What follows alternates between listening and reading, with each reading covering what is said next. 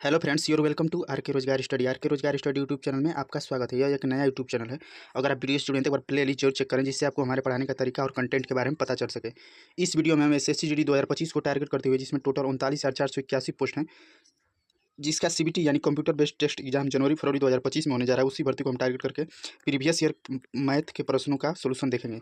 इस वीडियो में 21 फरवरी 2024 को फर्स्ट शिफ्ट में पूछे गए मैथ के सभी 20 प्रश्नों को ट्रिकी सोल्यूशन के साथ इसमें आपको हम बताएंगे, और 20 में 20 आपको सही कराने की हम गारंटी दे रहे हैं अगर आप हमारे चैनल से रेगुलर जुड़े रहेंगे तो। इससे पहले हम मैथ का 4 वीडियो अपलोड कर चुके हैं और 4 रीजनिंग का भी वीडियो अपलोड कर चुके हैं, और जीके का 10 वीडियो अपलोड कर चुके हैं, और हिंदी का भी 10-12 वीडियो अपलोड कर चुके हैं। तो आप अगर चैनल से जुड़े तो प्ले जोड़ चुके हैं। अगर आप इन प्रश्नों का प्रैक्टिस करना चाहते हैं तो इसके लिए टेलीग्राम ग्रुप से जुड़ें, जिसका लिंक वीडियो के डिस्क्रिप्शन बॉक्स में, वहाँ से आप इन प्रश्नों का पहले प्रैक्टिस कर सकते हैं। इसके बाद सॉल्यूशन के लिए वीडियो देख सकते हैं। देखिए एसएससी 2024 का हमारा देखिए फिजिकल डीपीएसटी और मेडिकल इस बार साथ होने जा रहा है। तो एसएससी 2024 हम रिटर्न क्वालिफाई कर चुके हैं। तो आप जाकर प्ले लिस्ट में हमारा नंबर और देख सकते हैं, ये हमारा नाम है, ये रोल नंबर है। जो 14 MB की जो मेल की कैंडिडेट का जो पीडीएफ है, उसमें आप रोल नंबर मैच करके देख सकते हैं, और नाम आपके भरोसे के लिए बता रहे हैं कि हम एग्जाम क्वालिफाई कर लिए हैं। देखिए एसएससी 2024 का, तो उसी स्ट्रेटेजी को आपको बता रहे हैं कि उस हिसाब से पढ़िए, ताकि आप भी इस बार अच्छा मार्क, हमारा 141 टोटल मार्क्स है। तो आप जाकर वीडियो में देख लीजिएगा। और देखिए हमारा टीबीपीएसटी मेडिकल होने जा रहा है 18/10/2024 को। तो आप बेस्ट आप लोग जरूर कहें कमेंट बॉक्स में। अब आइए हम टाइम वेस्ट न करते हुए क्लास स्टार्ट करते हैं।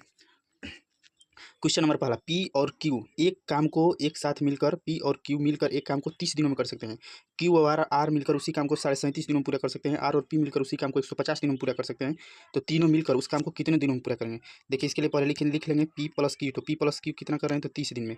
और क्यू प्लस आर कितने दिनों में कर रहे हैं? तो वो कर रहे हैं 37.5 दिन। 37.5 है, यानी कि 37.5 दिन।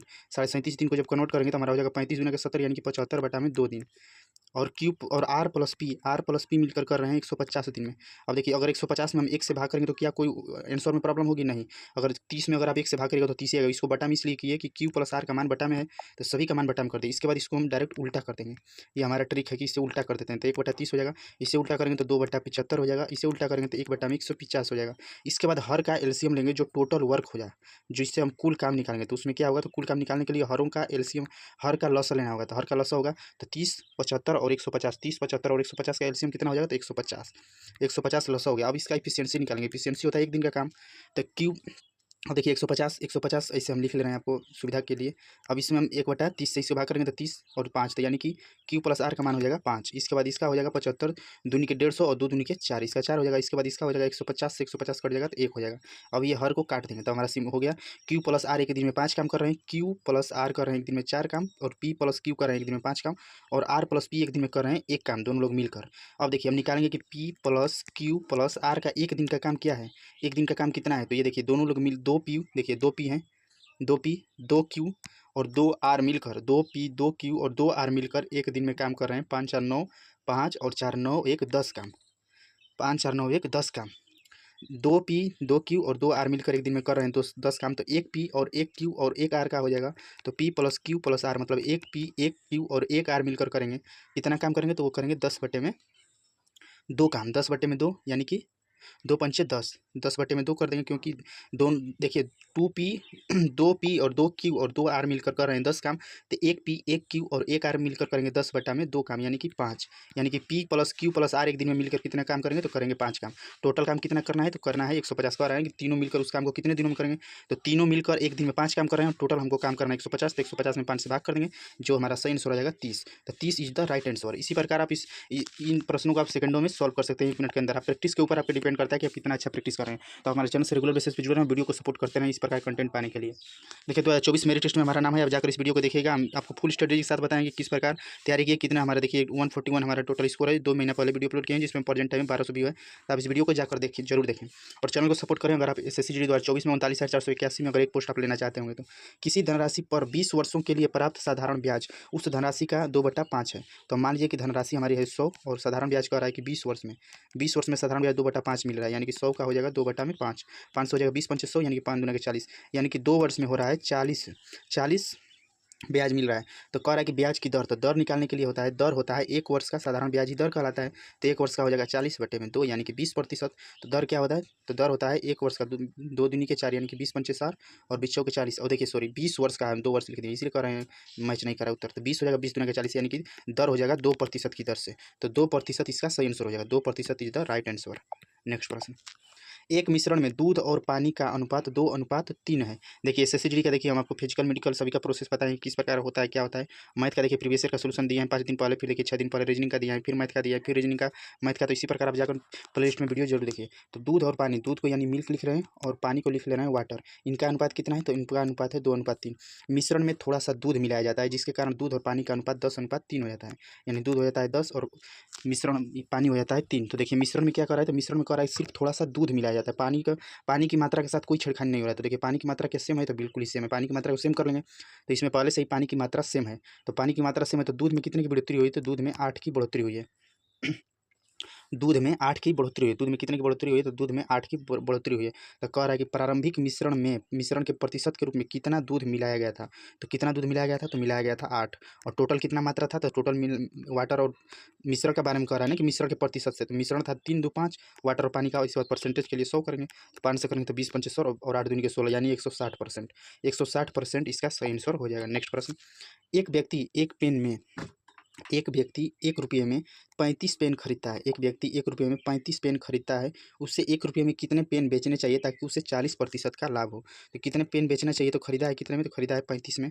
और कितना बेचना चाहिए कि 140 का लाभ हो? यानी कि इसको उल्टा गुणा करेंगे, यानी 140 बटा में 100 बटा में 140 करेंगे। 0 हो जाएगा। 7 से करेंगे 7 पंचे 35 और 7 दूना के 14, 2 पंचे 10, 5 25। यानी कि इसका सही आंसर क्या हो जाएगा? तो सही आंसर हो जाएगा 25। और देखिए एसएससी जी 2024 को हम टारगेट कर 2025 को टारगेट हुए जो 39,481 पोस्ट है उसके लिए देखिए हम प्रीवियस ईयर क्वेश्चन का आप जाकर प्लेलिस्ट में इस वीडियो देखिए। आप चैनल के प्लेलिस्ट में जाएगा तो आपको ऊपर ही मिलेगा एसएससी देखिए। रीजनिंग में 20 में 20 सही कराने की गारंटी, हिंदी 20 में 19 या 20 सही कराने की गारंटी, जीके 12 सही कराने की गारंटी और मैथ में 19 या 20 प्रश्न सही कराने की गारंटी। तो आप प्लेलिस्ट जाकर जरूर देखें और सोल्यूशन पसंद है तो वीडियो को लाइक करके हमारा मनोबल जरूर बनाए। एक परिवार की आय और व्यय, ये देखिए सभी ये ऑफिशियल पेपर है, एक भी क्वेश्चन अपने मन से इंक्लूड नहीं किए हैं। अगर आप चाहें तो प्रीवियस ईयर से आप मैच करके देख सकते हैं। Same to same ditto question उठाएं और आपको हम सोल्यूशन बता रहे हैं कि आप फास्ट करना सीखिए। और मैथ को आप ज़्यादा समय दीजिए तो 22 से 23 मिनट, इससे ज़्यादा आप मैथ को समय नहीं देना है क्योंकि 60 मिनट में 80 क्वेश्चन करने होते हैं। तो एक परिवार की आय और व्यय का अनुपात कितना है? तो एक परिवार की आय और व्यय का अनुपात है 19:13। यदि परिवार का व्यय, देखिए एक परिवार है तो देखिए लिख ले रहे हैं। तो कह रहा है कि यदि परिवार का व्यय व्यय कितना है? तो व्यय अनुपात 13 और ये कह रहा है कि व्यय है 29,510। तो अनुपात 13 कहा है ना कि आय और व्यय का अनुपात, यानी कि व्यय का अनुपात है अनुपात 13 और रुपया में कह रहा है कि 29,510। तो 13 का मान हो जाएगा 29,510। 13 का मान हो जाएगा 29,510। तो एक का मान कितना हो जाएगा? इसे जब डिवाइड करेंगे तो ये हमारा हो जाएगा 2270 रुपया। एक रेशियो का मान हो गया 2270। अब हम लिखेंगे आय बराबर क्या होता है? अगर आपकी कमाई कितनी है तो उसमें से आपका खर्च जो है यानी व्यय और प्लस बचत, बचत को जोड़ देंगे तो आपकी कमाई निकल जाएगी कि आपकी आय कितना है। तो देखिए परिवार की बचत पूछा है, बचत पूछा है। तो देखिए आय मान ले रहे हैं कि आय है 100 रुपया और खर्च कितना किया है? तो खर्च है इसका, खर्च का रेशियो कितना दिया है? तो आय है, आय देखिए सॉरी आय का दिया है कि आय का अनुपात कितना है? तो आय का अनुपात है 19। आय का अनुपात दिया है इसमें क्वेश्चन में, तो आय का अनुपात हम मान लेंगे कि 19 आय है। देखिए 19 आय है और कहा है कि व्यय यानी खर्च 13 है। तो 19 आय और खर्च हो जाएगा 13। और देखिए यहाँ से खर्च हो गया तो देखिए आय का अनुपात दिया है कि आय 19 रुपया है और खर्च व्यय का अनुपात दिया है 13। तो अगर कमा रहा है 19 रुपया और 13 रुपया खर्च कर रहा है तो बचत कितना होगा? तो बचत फिक्स है कि 6 रुपया हो जाएगा। 19 रुपया अगर कमाई है और 13 रुपया खर्च है तो 6 रुपया बचा रहा है। तो एक रेशियो का मान है, एक रेशियो का मान कितना है? 2270। तो 6 रेशियो का मान कितना आ जाएगा? 6 इंटू कर देंगे 2270 क्योंकि हमसे क्वेश्चन पूछा है कि परिवार की बचत क्या है। तो बचत 6 इंटू 2270 करेंगे। तो जब हम करेंगे 6 इंटू 2270 तो हमारा आ जाएगा 13,620। 13,620 इसका सही आंसर हो जाएगा। अगर पूछता है कि परिवार की आय क्या है तो आय के लिए क्या करते? तो आय का अनुपात है 19। तो 19 इंटू 2270 कर देते हैं। 19 इंटू 2270 करते जो हमारा आ जाता 43,130। ये इसकी आय का अनुपात आया था। तो कुछ भी इसमें से, क्योंकि व्यय व्यय दिया ही है, व्यय रुपया में दिया है और बचत रुपया में आ गया। बचत रुपया में कितना आया? तो आया 13,620। तो और खर्च और व्यय यानी कि खर्च और बचत को जोड़ देंगे तो आय आ जाएगा। यहाँ से दोनों को जोड़ के भी निकाल सकते हैं या डायरेक्ट आय का रेशियो 19 है तो और एक का रेशियो है 2270 तो इसको मल्टीप्लाई कर देंगे तो आय भी आ सकता है क्योंकि क्वेश्चन कुछ भी पूछा जा सकता है। तो इसीलिए आप सब चीज़ को आप बेसिक जानते रहिए। नेक्स्ट प्रश्न स्टार मारा यानी कि वेरी वेरी इंपॉर्टेंट प्रश्न है। यह क्लास आप आर के रोजगार स्टडी यूट्यूब चैनल पे देख रहे हैं। अगर आप वीडियो जुड़े हैं तो एक बार प्लेलिस्ट जरूर चेक करें। 600 मीटर लंबी एक रेलगाड़ी विपरीत दिशा से चल रहे एक व्यक्ति को 20 सेकंड में पार कर जाती है। तो ये एक रेलगाड़ी बना दी है। इसकी लंबाई हम करते रहे 600 मीटर। ये 600 मीटर लंबी रेलगाड़ी हो गई। एक विपरीत दिशा से आ रहा है आदमी, एक आदमी हो गया ये विपरीत दिशा में इसका आ रहा है। तो कह रहा है कि इसको पार करने में यह 20 सेकंड का समय लग रही है। यदि रेलगाड़ी की गति व्यक्ति की गति से 5 गुना है, यानी कि अगर व्यक्ति की गति हम मान ले रहे हैं, मान लिए हम अपने से मान ले रहे हैं कि व्यक्ति की गति x किलोमीटर पर आवर है, तो रेलगाड़ी की गति क्या है, तो व्यक्ति से 5 गुना अधिक है, यानी कि व्यक्ति से 5 गुना अधिक, यानी कि 5x है, 5 गुना अधिक हो गया। अब तो देखिए अब यहाँ पर क्या करेंगे, तो रेलगाड़ी की गति क्या है, यानी कि रेलगाड़ी की गति बराबर गति यानी कि चाल होता है। चाल बराबर क्या होता है, गति को चाल कहते हैं, यानी कि चाल बराबर होता है दूरी बटा में समय। दूरी बटा में समय, तो चाल लेंगे अपेक्षिक चाल। अगर अपोजिट डायरेक्शन में होता है तो चाल जुट जाता है, तो अपोजिट डायरेक्शन में है तो चार्ट जुड़ जाएगा, तो 5x + x हो जाएगा। दूरी हो जाएगा 600 मीटर और बटा में समय कितना लग रहा है, तो 20 सेकंड। इसको हम किलोमीटर पर आवर में चेंज करेंगे, क्योंकि रेलगाड़ी की गति बतानी है। रेलगाड़ी की गति बतानी है तो इसको हम क्या करेंगे, ये मीटर पर सेकंड में, तो इसको किलोमीटर पर सेकंड में बदलने के लिए 18/5 से मल्टीप्लाई किया जाता है। 20 से करेंगे तो ये 2 3 6 यानी कि 30 हो गया, 5 6 के 30 हो गया, यानी हो गया 18 3 54।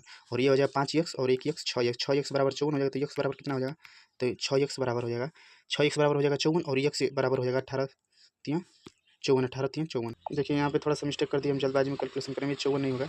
अब देखिए यहाँ से भूल गए थे, तो देखिए कितना बचा है, तो बचा है हमारा 6 × 18, 18 × 6 बटा है, तो 6x यानी कि 6 से 6 काट देंगे तो x बराबर कितना हो जाएगा, तो हमारे x बराबर आ जाएगा 18। तो पूछ रहा है कि रेलगाड़ी की गति क्या है, तो रेलगाड़ी की गति क्या है, देखिए रेलगाड़ी की गति, तो यह रेलगाड़ी की गति है 5x। तो 18 में 5 का गुणा कर देंगे, क्योंकि x का माना गया है, x का माना है 18 और 5x का मान बता दें, तो 18 × 5 यानी 18 5 90, तो 90 किलोमीटर पर आवर ये रेलगाड़ी की गति है। अगर पूछता है व्यक्ति की गति, तो व्यक्ति की चाल है x और x का माना है 18, यानी व्यक्ति की गति और पूछता तो वो जाता है 18 किलोमीटर पर आवर। किसी का भी पूछ सकता है क्वेश्चन, या तो व्यक्ति का पूछेगा या फिर रेलगाड़ी का पूछेगा। तो रेलगाड़ी का हो गया 90 किलोमीटर पर आवर और व्यक्ति का हो गया 18 किलोमीटर पर आवर। अगर आपको सोल्यूशन पसंद आए और ट्रिक, तो आप वीडियो को लाइक जरूर करिए। नेक्स्ट वन देखिए, एसएससी 2024 हम कैसे पहली बार में इस सटीक रणनीति बताएंगे कि कैसे एग्जाम को क्वालिफाई कर लिए। आप इस वीडियो को जरूर देखें। एक नया यूट्यूब चैनल जो 2 दिन पहले वीडियो अपलोड किया, प्रेजेंट टाइम 164 व्यू है। आप भी हमारी तरह पहली बार में एसएससी जीडी का एग्जाम क्रैक कर सकते हैं। आप हिंदी में 19 से 20 प्रश्न सही कर सकते हैं, मैथ में 20 में 20, जीके में 20 में 12 और रीजनिंग में 20 में 20। तो आप इसे जरूर देखिएगा। 140 प्लस नंबर लाने का हम तरीका बताए हैं, कितने घंटा पढ़ाई करना है, किस प्रकार पढ़ना है, सभी स्ट्रेटेजी मास्टर प्लान है जो कि वीडियो है। आप जाकर इस वीडियो को जरूर देखें। अब देखिए यह दिया है 0.5, ये तीर दिए हैं यानी कि स्क्वायर है, प्लस 0.05 का स्क्वायर है। इसका बताना है कि मान कितना हुआ। तो देखिए 0.05 को जब स्क्वायर करिएगा तो ये हो जाएगा 0.0, क्योंकि देखिए दशमलव एक अंक पर देखिए 0.5 है और 0.5 जब इसे मल्टीप्लाई करेंगे तो हमारा हो जाएगा 0.25। तो इसीलिए हम इस प्रश्न को आप फास्ट करने के लिए लिख सकते हैं 0.25, क्योंकि एक 2 अंक पे दशमलव आएगा। बटा में देखिए 2 दशमलव के बाद 2 डिजिट है और इसको मल्टीप्लाई करें, यानी दशमलव के बाद 4 डिजिट होना चाहिए। तो ये 5 5 25 है, यानी दशमलव के बाद कितना डिजिट होगा, दशमलव के बाद 4 डिजिट होना चाहिए, तो 0025 हो जाएगा। अब इसको जब हम जोड़ेंगे तो ये हमारा हो जाएगा 0.2525, तो 0.2525 इसका सही आंसर हो जाएगा। इसी प्रकार आप इन प्रश्नों को सेकंड। अब देखिए हम आपको बताए हुए हैं कि एसएससी जीडी 2025 की जो न्यू वैकेंसी है, जिसमें टोटल 39,841 पोस्ट है, उस भर्ती को टारगेट करने के लिए डेली 7 आवर स्टडी प्लान आपको बताएं कि टारगेट किस प्रकार आप 140 मार्क्स ला सकते हैं रॉ मार्क्स बिना नार्मिशन के 160 में। करंट अफेयर आपको डेली पढ़ना है 30 मिनट, और रीजनिंग आपको डेली पढ़ना है एक घंटा थ्योरी और 1 घंटा प्रैक्टिस करना है। और जीके आपको डेली 1 घंटा थ्योरी पढ़ना है और 30 मिनट प्रैक्टिस करना है। मैथ आपको डेली 1 घंटा थ्योरी पढ़ना है और 1 घंटा प्रैक्टिस करना है। प्रैक्टिस जो भी करना है वो प्रीवियस ईयर के क्वेश्चन का करना है। हिंदी आपको 30 मिनट डेली थ्योरी पढ़ना है और 30 मिनट प्रैक्टिस करना है। प्रैक्टिस के लिए आप हमारे इस चैनल से जुड़ सकते हैं, क्योंकि हम अपने चैनल पे math, reasoning, Hindi, GK, GS की ट्रिकी सॉल्यूशन के साथ हम ये प्रीवियस ईयर क्वेश्चनों का प्रैक्टिस करा रहे हैं, तो आप इसे जरूर देखें। नेक्स्ट, एक पुस्तक को अंकित मूल्य के 16/25 पर बेचने पर हानि होती है। पुस्तक के अंकित मूल्य और विक्रय मूल्य का अनुपात क्या है। तो देखिए पुस्तक के विक्रय मूल्य और अंकित मूल्य का अनुपात क्या है, क्वेश्चन पूछा है।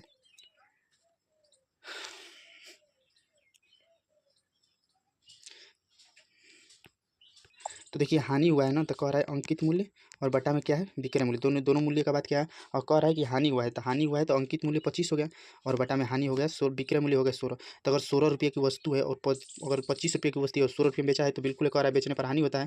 तो देखिए अगर 25 रुपये की वस्तु है और 16 रुपये में बेच रहा है, तो पता चल रहा है कि हाँ हानि हो रहा है। 25 रुपये को खरीदा था और बेच रहा है 16 रुपये में, तो हानि हो रहा है। तो इसीलिए इसका सही आंसर क्या हो जाएगा, तो सही आंसर हो जाएगा 25/16। बहुत लोग सोच रहे हैं कि क्या 16/25 भी हो सकता है, नहीं हो सकता, क्योंकि अगर 16 रुपये की वस्तु है और बेचा है 25 रुपये में, तो यहाँ पे तो लाभ हो रहा है, जबकि हानि की बात कर रहा है कि हानि हो रहा है बेचने पे। तो इसका सही आंसर हो जाएगा 25/16। नेक्स्ट प्रश्न देखिए डबल स्टार के, वेरी वेरी इंपॉर्टेंट प्रश्न। एक निश्चित ब्याज की दर पर 2 वर्षों के लिए मूलधन और साधारण ब्याज, चक्रवृद्धि ब्याज वार्षिक रूप से संयोजित किया जाता है, तो इतना और इतना रुपया है। यानी कि देखिए कोई राशि है 2 वर्ष के लिए, इसका साधारण ब्याज यानी एसआई कितना दिया है, तो एसआई दिया है 12,000 रुपये, और सीआई यानी चक्रवृद्धि ब्याज है 14,400 रुपये। अब देखिए यहाँ पे हम पहले दर निकालेंगे, क्योंकि दर निकालेंगे तभी तो मूलधन निकाल पाएंगे। तो दर निकालने के लिए क्या करेंगे, तो हम साधारण ब्याज दर आपको बता ही दिए कि 1 वर्ष का जो होता है, 1 वर्ष का जो साधारण ब्याज होता है उसे ही दर कर दें। दर पहले निकालेंगे, तो पहले देखिए दोनों को पहले हम SI दिया है तो इसको कंपेयर करेंगे। तो कंपेयर करेंगे, इससे पहले हम क्वेश्चन में बताए हैं, आप जाकर वीडियो को देख सकते हैं, इसके पीछे प्रीवियस ईयर वाले सोल्यूशन में सेम प्रश्न इसी पैटर्न पे था। तो देखिए इसको क्या करेंगे, इसको जैसा कि जानते हैं साधारण ब्याज पहले और दूसरे वर्ष का दोनों का बराबर होता है, तो इसको बराबर करेंगे तो 6000 होगा। 6000 फर्स्ट ईयर और दूसरे वर्ष में। इसके बाद जो CI यानी चक्रवृद्धि ब्याज होता है वो पहले वर्ष का चक्रवृद्धि ब्याज साधारण ब्याज के बराबर होता है।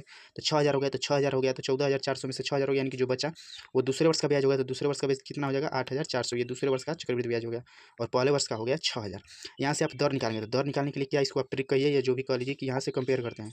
तो दर निकालेंगे, दर यानी कि आर का मान, आर बराबर कितना हो जाएगा, तो बढ़ोतरी कितने की हुई है, तो बढ़ोतरी हुई है 2400 की, कितने पर, 6000 पर, और परसेंटेज के लिए 100, 2 जीरो से 2 जीरो गायब, 1 जीरो से 1 जीरो गायब, अब बच गया 240 बटा में 6, यानी कि 6 चौके 24, आर बराबर कितना आ गया, तो दर बराबर हो गया 40%, दर बराबर आ गया 40%। अब इस मान को आप या तो SI वाले में यहाँ पे रख देंगे, 40% हो गया।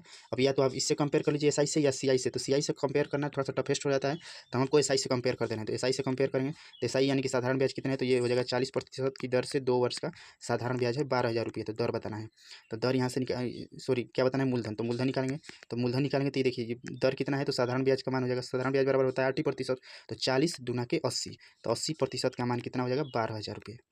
तो 100% का मान निकालेंगे, तो देखिए 0 से 0 कट गया और 8 से हो जाएगा, ये हो जाएगा 8 कम 8 और 8 पंचे 40, यानी कि 1500। तो 10% का मान निकालेंगे तो कितना आ जाएगा, 15000। 10% का जब 100% का मान निकालेंगे, जब 80% का मान है 12000, तो 100% का मान कितना हो जाएगा, तो 100% का मान हो जाएगा 15000। तो 15000 रुपये इसका सही आंसर हो जाएगा। इसी प्रकार आप इन प्रश्नों को 1 मिनट के अंदर ही सॉल्व कर सकते हैं। नेक्स्ट प्रश्न, 6 + 2 × 9 - 4 / 2 का मूल्यांकन करिए। इसका मूल्यांकन करना है तो इसको आप लिखेंगे, तो हम लिख रहे हैं 6 + 2 × 5, 9 में से 4 जाएगा, यानी कि 5 /2 किया, यानी कि /2, 2 से 2 कट गया, तो हमारा कितना बचा, तो 6 5 11। इसका सही आंसर क्या हो जाएगा, तो सही आंसर हो जाएगा 11। इसी प्रकार आप टाइम मैनेजमेंट कर सकते हैं। देखिए बीच में मोटिवेशन क्विज रखते हैं ताकि आप भी मोटिवेट रहें और हम भी थोड़ा सा मोटिवेट रहें। तो ध्यान रखिए, ज़िंदगी में जो चीज़ आपको चैलेंज करती है, ज़िंदगी में वही चीज़ आपको चेंज भी करती है। तो अगर हारने के डर से हम खेलेंगे ही नहीं तो जीतेंगे कैसे। और डरना क्या है, कभी हार मत मानो मेरे दोस्तों, क्या पता कामयाबी आपकी एक और कोशिश का इंतज़ार कर रही है। तो हार मत मानिए मेरे दोस्तों, क्या पता कामयाबी सिर्फ एक और कोशिश का इंतज़ार कर रही है। तो इसीलिए आप रेगुलर अच्छे से कंटिन्यू करते रहें। रमेश का वेतन, देखिए स्टार मारे हैं डबल, ये भी इंपॉर्टेंट क्वेश्चन है। रमेश का वेतन रमन के वेतन से 20% अधिक है। रमेश का वेतन रमन के वेतन से 20% अधिक है। यदि रमेश का इतना रुपया बचाता है और उसके बचत का 75% है, कह रहा है कि यदि रमन बचा रहा है 33,750 रुपया, जो उसके बचत का कितना है, तो 75% है, तो 75% बराबर हो जाएगा 3350 रुपया। तो 100%, यानी कि इसका हम इनकम निकाल रहे हैं, तो 100% का मान निकालेंगे। तो 100% जब निकालेंगे तो ये हो जाएगा, इसको 33,750 बटा में 75 इंटू 100 करेंगे, तो 25 चौके 100 हो जाएगा, 25 तिया 75 हो जाएगा। इसको काटेंगे तो हमारा आ जाएगा 100% का मान कितना हो जाएगा, तो 100% का हमारा मान आ जाएगा, 100% का हमारा मान आ जाएगा 45,000 रुपये। तो 100% का मान आ गया 45,000 रुपये। देखिए इसमें से देखिए ये खर्च कितना कर दिया है, तो 45,000 रुपये कमाया है रमेश और खर्च कर दिया है 33,000, तो बचाया कितना है, तो इसमें से आप डिफरेंट करिएगा तो इसका बचत निकल जाएगा। लेकिन बचत से हमको कोई मतलब नहीं है। कह रहा है कि रमेश का वेतन रमन के वेतन से 20% अधिक है, तो ये किसका वेतन आ गया, तो ये हमारा आ गया रमेश का वेतन, क्योंकि रमेश के बारे में दिया था। अब कह रहा है रमन के बारे में निकालेंगे, तो कह रहा है रमन के वेतन से 20% अधिक है। ये कह रहा है ना क्वेश्चन कि रमन के वेतन से 20% अधिक है, तो रमन का अब मान ले रहे हैं कि 100% है और ये इसका 20% अधिक है, यानी कि 120% का ये मान हो गया रमन का।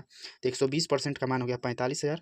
तो 100% का मान कितना हो जाएगा, तो 100% का मान निकालेंगे, जो रमन का वेतन निकाल रहे हैं, तो 45,000 बटा में 120 इंटू करेंगे 100, 0 से 0 कटेगा। इसको जब आप डिवाइड करिएगा तो हमारा कैलकुलेशन करने पे आ जाएगा रमन का वेतन कितना आ जाएगा। देखो आ रहा है ना कि रमन का वेतन बताइए, तो रमन का वेतन कितना हो जाएगा, रमन का वेतन हो जाएगा 37,500 रुपये। रमन का वेतन आ जाएगा 37,500 रुपये। अब देखिए SSC द्वारा माई क्वालिफाई एडमिट कार्ड आप देख लीजिए, इन वीडियो को जरूर आप देखिए और सपोर्ट करिए। एक वस्तु का विक्रय मूल्य 1690 है, विक्रय मूल्य यानी कि एसपी सेलिंग प्राइस ये कितना है, तो यह है 1690। यदि 35% की छूट पर दी जाती है तो वस्तु का अंकित मूल्य क्या है, यानी कि वस्तु बेची गई है 35% की छूट पर, इसका अंकित मूल्य कह रहा है, यानी कि मार्केट प्राइस। तो इसका पहले मार्केट प्राइस होगा तभी तो बेचा होगा, देखिए बाद में तो बेचा होगा, पहले तो इस पर प्राइस दिया होगा तभी तो बेचा होगा। तो बेचने वाला मूल्य है 1690 और हमको निकालना है अंकित मूल्य, ये कह रहा है 35% की छूट पर दिया है, यानी -35%। तो इसको हम उल्टा गुणा कर देंगे, अगर देखिए आगे से पीछे जाना रहेगा तो सीधा करेंगे, और पीछे से आगे आना है तो उल्टा गुणा करेंगे, तो 1690 हो जाएगा इंटू 35% क्या कर रहा है कि माइनस, तो 35% यानी कि माइनस में कर रहा है 35%, यानी कि 100 की वस्तु में ये माइनस 35% यानी कि 65 में दे दिया, तो 1690 ये इसको कैलकुलेशन कर लेंगे तो हमारा सही आंसर हो जाएगा 2600। हमारा सही आंसर हो जाएगा 2600। अगर आपको सोल्यूशन मेथड में अगर कोई भी प्रॉब्लम हो तो आप रेगुलर जुड़े रहिएगा, तभी आपको अच्छे से मेथड समझ में आएगा।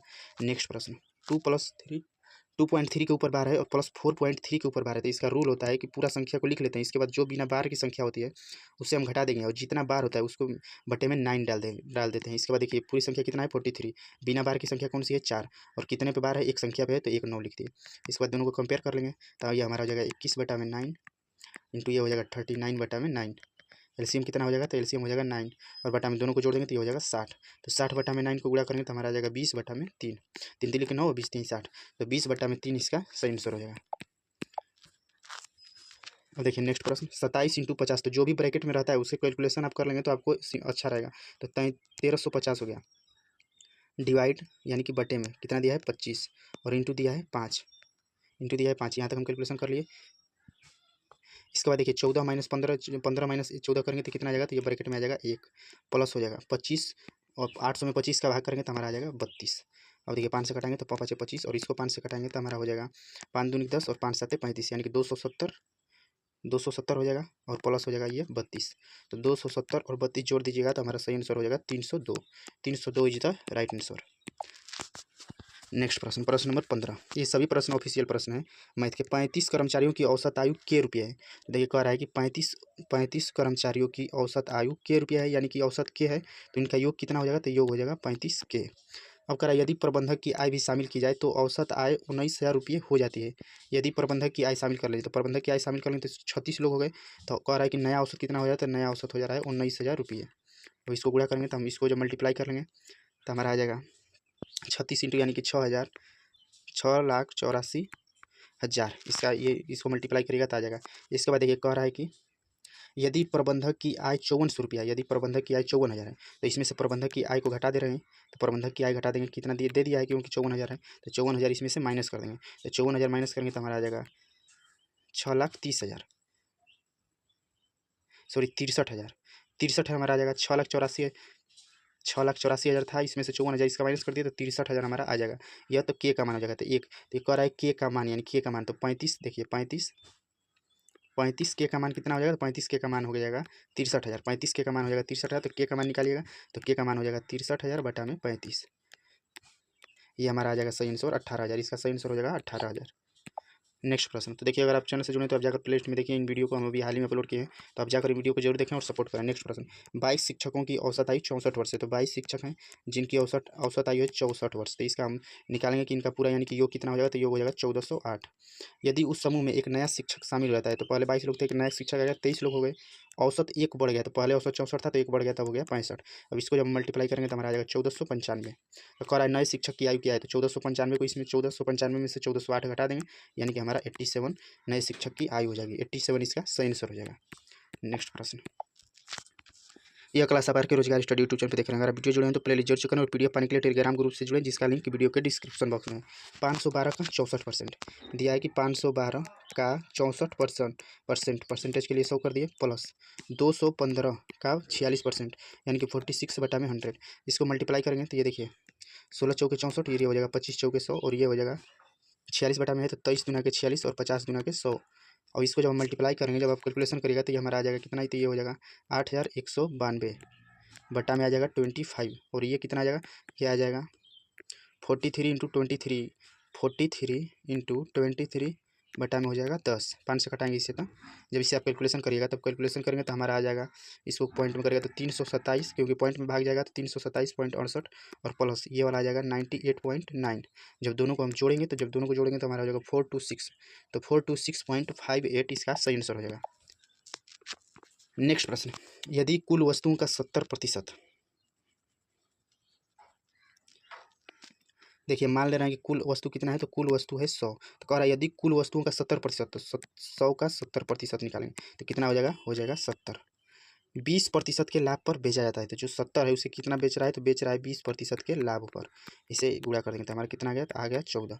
अब कह रहा है कि और शेष वस्तुओं को, तो शेष वस्तु कितना है, माना था कुल 100 और 100 में से 70 बेच दिया तो बचा है शेष 30 वस्तु। शेष वस्तुओं को 10% की हानि पर बेचा जाता है। शेष वस्तु को क्या कर रहा है, तो शेष वस्तु को कह रहा है कि 10% की हानि पर बेचा जाता है। तो ये 0 से 0 यानी कि 3, ये कितना हो गया 3, हानि मतलब माइनस, और ये क्या आया था, ये आया था प्लस में। अब कह रहा है कि तो कुल लाभ कितना है, तो लाभ कितना है, तो कुल लाभ बराबर हो जाएगा पहली वस्तु का विक्रय मूल्य और दूसरी वस्तु का विक्रय मूल्य। तो ये हो जाएगा +14 और -3, तो +14 और -3 कितना हो जाएगा 11%। तो 11% इसका सही आंसर हो जाएगा।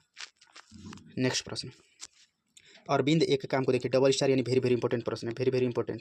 अरविंद एक काम को 20 दिनों में और बक्सी 22 दिनों में कर सकता है। तो देखिए अरविंद एक काम को 20 दिनों में और बक्सी जो है एक उसी काम को 22 दिनों में कर सकता है। यदि दोनों मिलकर 5 दिन काम करते हैं तो टोटल काम पहले यहाँ से निकालेंगे, तो टोटल काम कितना हो जाएगा, तो टोटल काम हो जाएगा 220।